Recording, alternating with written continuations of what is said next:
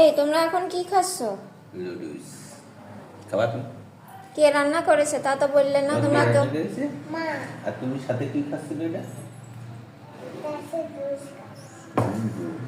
একা একা কে বলো তো বাবা কি একা একা খাতে বসে গেলে আমার একটু দিলেও না তোমরা। ওই যে তোমার কাছে টেস্ট কেমন হয়েছে খেয়ে বলো দিন।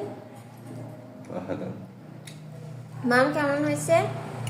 ডেকুলুডুস না? হ্যাঁ ডেকুলুডুসটা কিন্তু ভালোই।